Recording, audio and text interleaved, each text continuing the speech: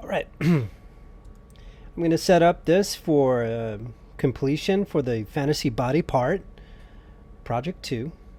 And just need to polish some of the materials and add some lights and play around with the render. This should be the fun part as we get some payoff to all that work and looking at the interaction of light and render in the Arnold renderer.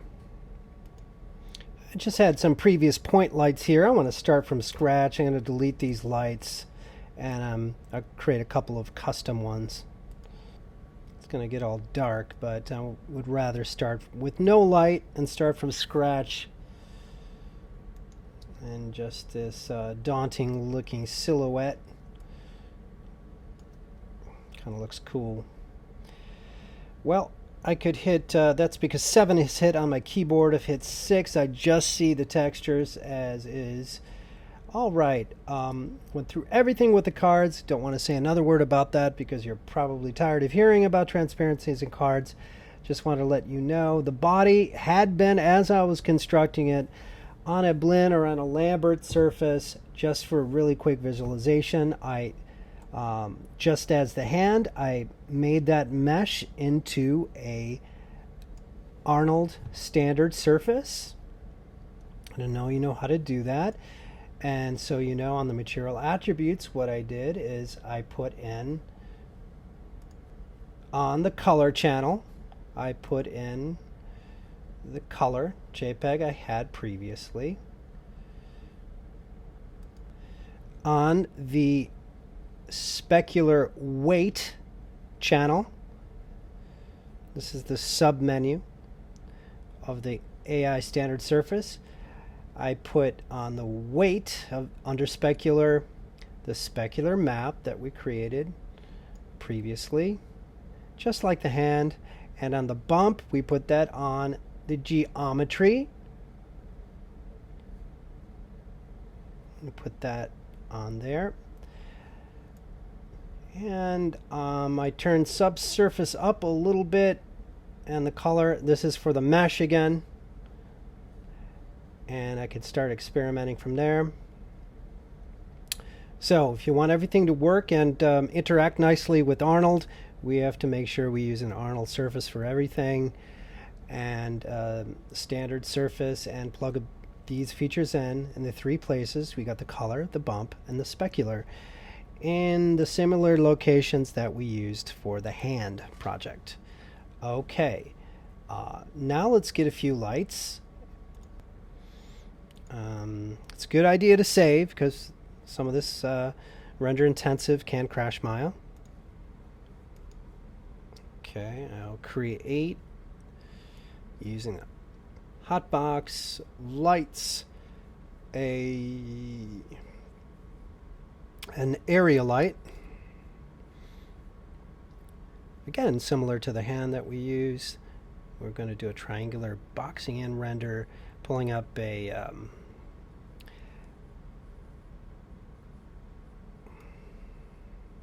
area light whenever it decides to come up. Okay.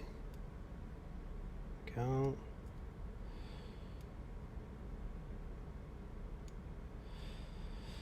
And we'll hit T. T will allow this manipulator to come out. And also notice that has this little icon here for T, used to show manipulator tool, and it allows you to point a light when you hit T, and we'll see its effects by hitting 7 on the keyboard to see the effects of a light. And you can see how convenient that is to control where a light is pointing. Let's get it farther away from the body. There we go. A little bit larger, a little bit farther away from the body.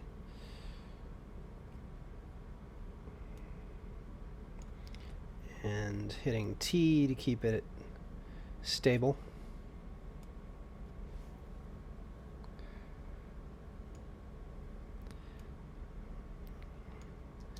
Really looking at the top view to do a triangular shape light system as we did before. something like that. I'm going to go for that warm and cool.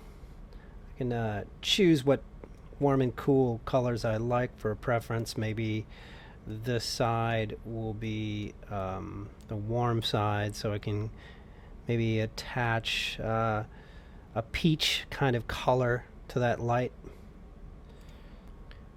Now changing it from white to something like that.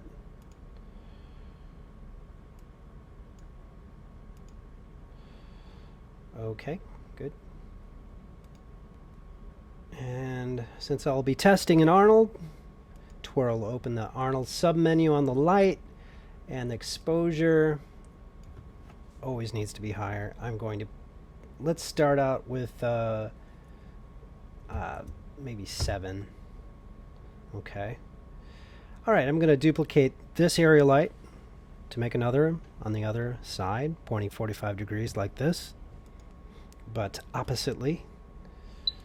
So here we go.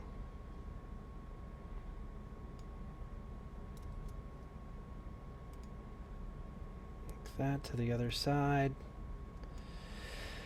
All right, this maybe I'll give that cooler hue. Temperature for the light. Like that. Okay. Maybe I'll go a little bit higher on this one, on this area light, and maybe lower on this one to give a little dynamic to the light direction. This whole while I'm keeping T, this manipulator, selected, so when I move the light, it's going to keep its aim planted right on the body. Very, very convenient. Otherwise, you're going to be moving around a light quite a bit and repositioning it. This is just one nice move, and you can get the angle maybe you like. All right, now, similar to the hand, I'm going to put a point light kind of bright here to catch some subsurface, perhaps from the back. Okay, so I'm using the hotbox more and more, not really going up to menus as you become more and more familiar with Maya. I'll just use a point light, and that's going to go in the back to backlight very brightly behind the object.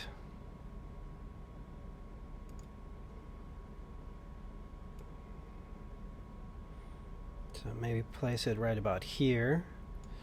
You can grab its manipulator, because I have that T still selected, so I can increase its pointing, its look at, or its manipulator where it's pointing.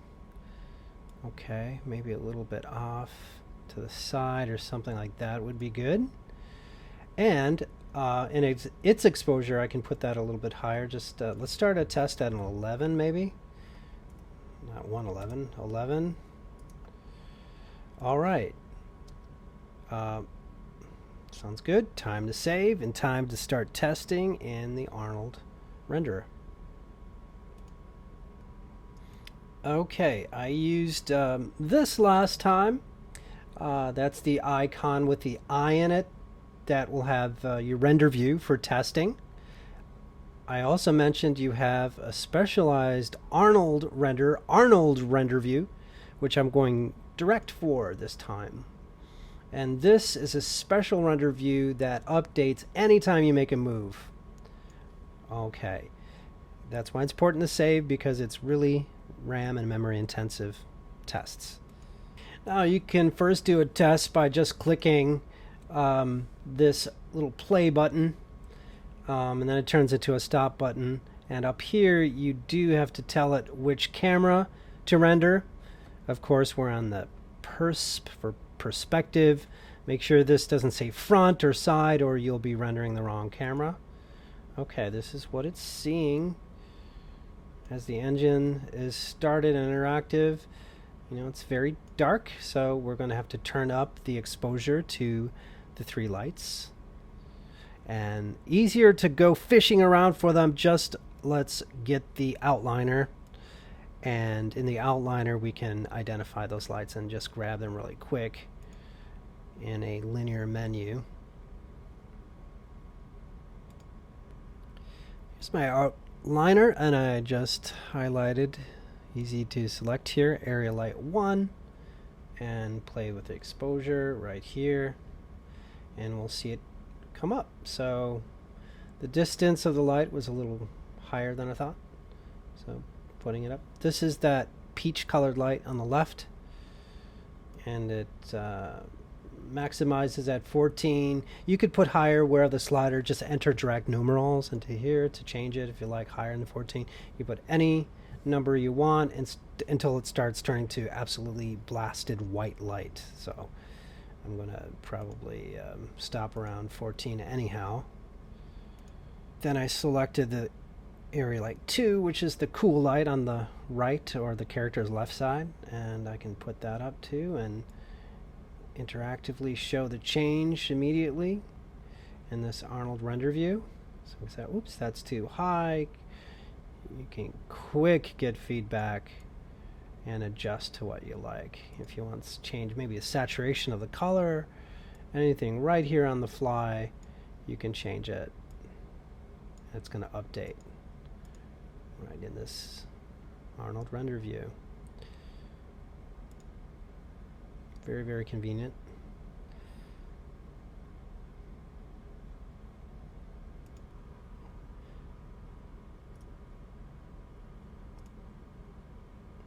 And to remind what's additionally nice, it's also nice about the render view is if you rotate anything in the scene, it updates the render here interactively in the Arnold render view. Okay, last we're going to grab that point light and really turn that up. Like that. And I put it on about 14 as well, 14 or 15. So it's really lighting up the back to show maybe some subsurface to come, scattering. And I did give it also a little bit of a warm pale orange tint to the light color. Okay. Taking a peek down toward the feet, the toes are looking pretty well lit, maybe a little bit overlit, but it's looking fine. Could maybe damp down the position of the lights, how it hits different parts of the body, but I think that's going to be okay. It's a little bit bright here. That's that point light behind it probably. And the thing about this Arnold render view, as you simply resize the window, it recalculates for that window size. When you make a move, see if I made it bigger, I'm going to spin it around. It's going to recalculate for that window size. So it's interactive in several ways. Not just on the lights or the position interacting, but even on the scale of the window itself. The Arnold render view is really interactive in that way. And it's really starting to look pretty here as Arnold is seeing those transparency cards in a very soft, sophisticated way that you wouldn't get with other transparency cards in my render. That's again why it's worth that extra step to make everything work in Arnold. Extra few steps certainly, but this is looking really cool as it's calculating that render that wouldn't look this way with another type of older material. And you see color interaction, you see light interaction going on here, which is inclusive to this type of Arnold brand.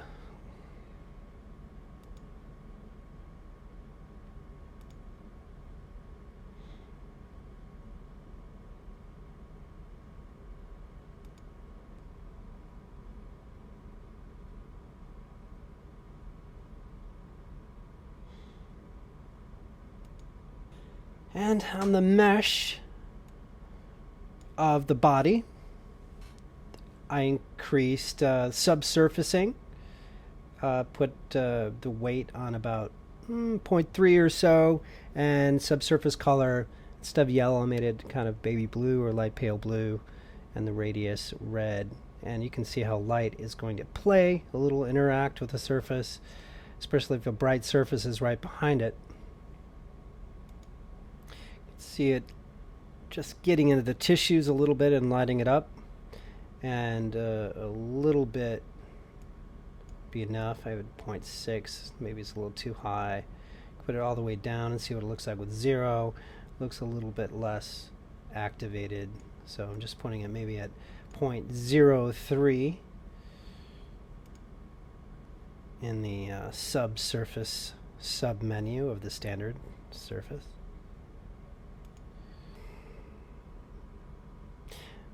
Now okay, hold on. All right, now we increase the subsurface for the mesh of the body. We also have that option of changing subsurface for the cards, and if you have cards on it, if you want that light to catch behind the cards, almost the way translucency light transmits behind leaves with the sun behind it, we have that point light behind it. And if we increase the subsurface of the mesh of the card, I selected this one right here, put that weight up, we can see how it's going to change and catch the light behind that card.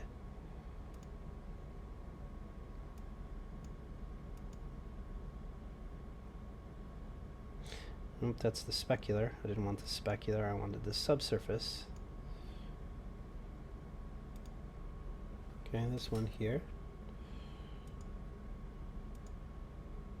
Increasing the weight.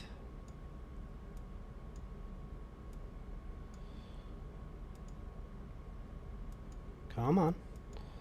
Here we go. You can see what's happening here.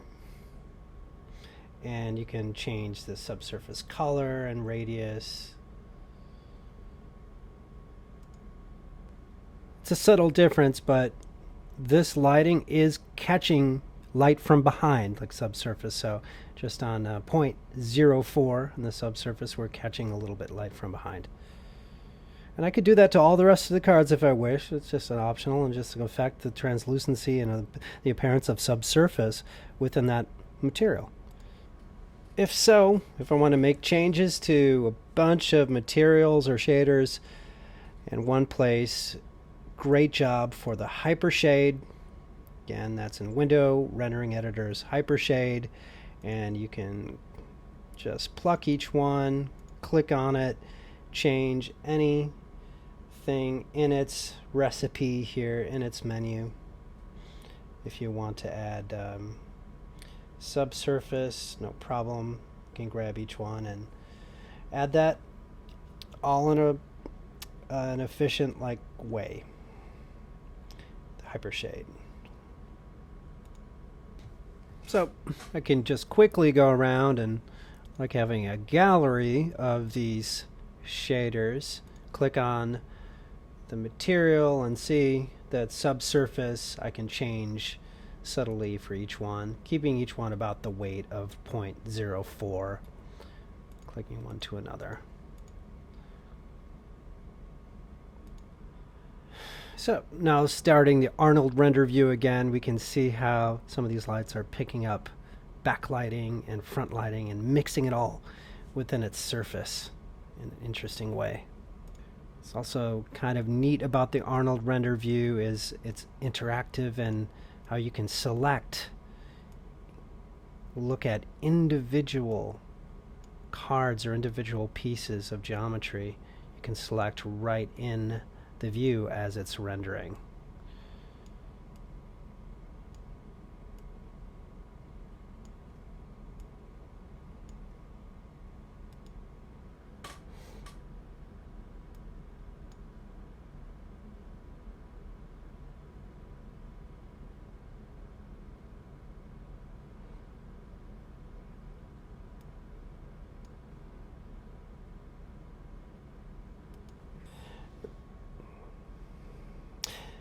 There is also this feature on the standard shader called transmission that has to do with light passing through. Yes, we have subsurface, which is the light getting caught translucent wise into the material, but we also have transmission as well as specular and the base color and all that other stuff. And transmission is if it's a glassy like surface and the light is penetrating or passing through. So I have this piece of card selected and I'm putting up transmission. And this is the way you would do a transparent surface. If it were a glass or something, or semi-transparent, you could do a mask or you could do an alpha just for the transmission, to have parts of the glass see-through and parts of it cloudy. Anyway, if that may be part of your character or something, that would be interesting, but just to show you that it exists, it's in the submenu transmission. So if I put this up, quite the same thing as putting up transparency. So this piece right there, you'll see getting darker as light is passing, actually not just into it but through it, as if it was made out of clear plastic or glass.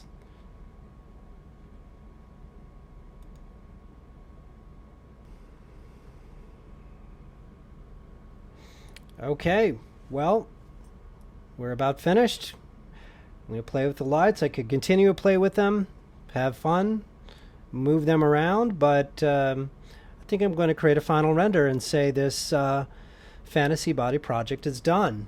I may do another video with a bonus rigging, as I did with the hand. That's not required, but if you want to get a pose out of this character, you'd need to minimally rig it, which I can show. But as far as the Project 2 Fantasy Body, we are just about finished. Let's find an angle that we like, finalize lighting, and do a 2K render.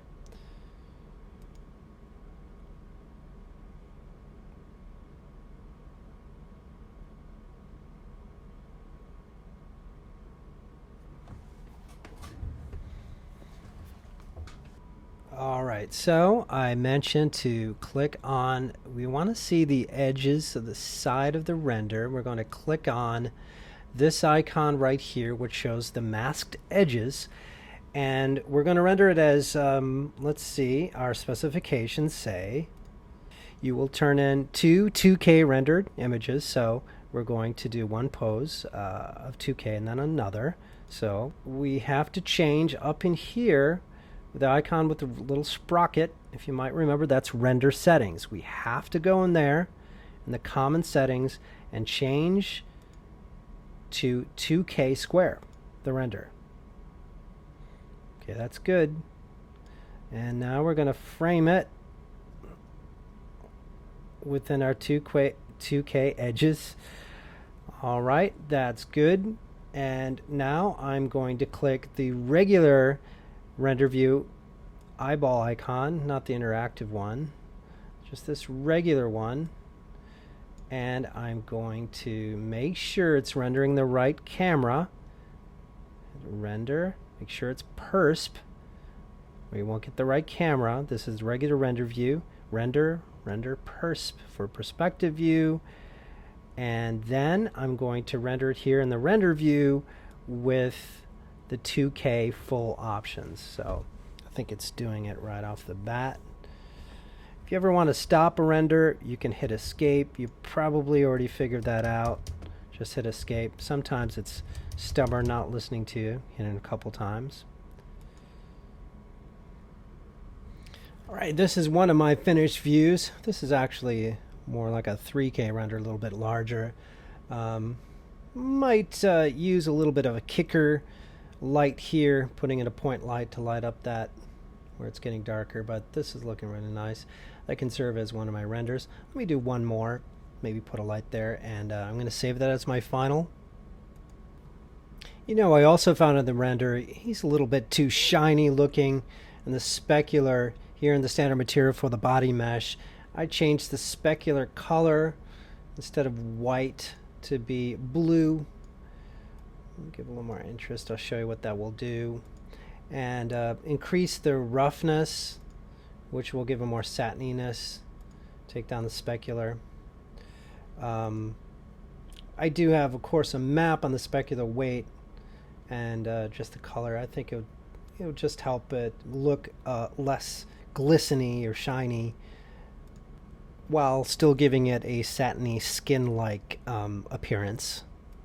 And I added this light to kick up a little boost, this point light where it was looking a little dark and shadowy. Okay, let's try that 2K render again. All right, so there it is, a 2K render, and it's pretty well lit. Little kicker light there, add a kind of interest, and I believe that's going to be my final render of a 2K image. I'll just go and save that as one.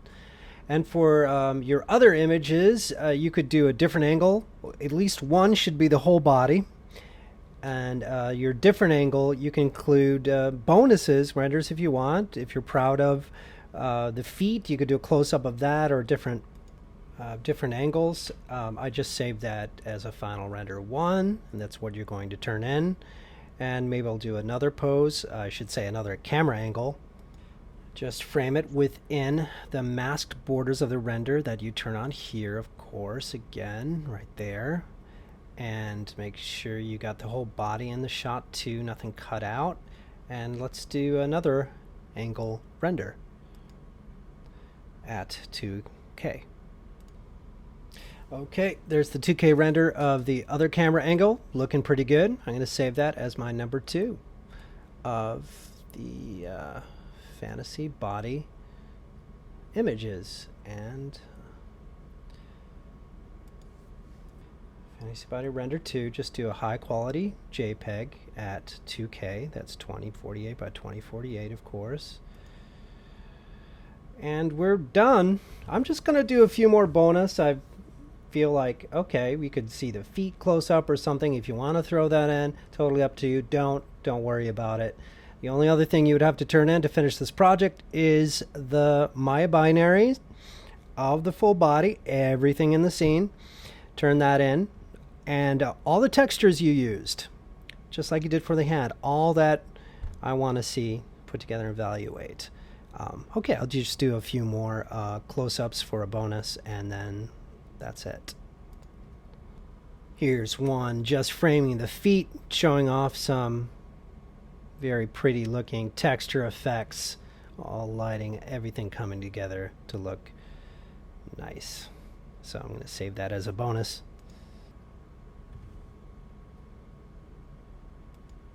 Maybe we can get a nicer close-up or a medium shot of these feathers in the center of the torso. Would be kind of nice to add as well. And there's the 2K render from that angle, getting some nice textures, interaction of color and light play here, and around, looking good. Okay, I'm going to save that also as a bonus. Now do remember, before you turn them in, you're going to have to go into the image part of Photoshop, and then the adjustments, and adjust the gamma of the threshold to 2.2, just to give you a reminder if you didn't automatically remember that. You just go to exposure, not threshold, but exposure, and the image adjustments exposure of Photoshop, and adjust the gamma to 2.2 on every image, and resave it because it will be a little bit dark otherwise. And you just put 2.2 in there, which will get the precise gamma that your eye detected from the Arnold scene. So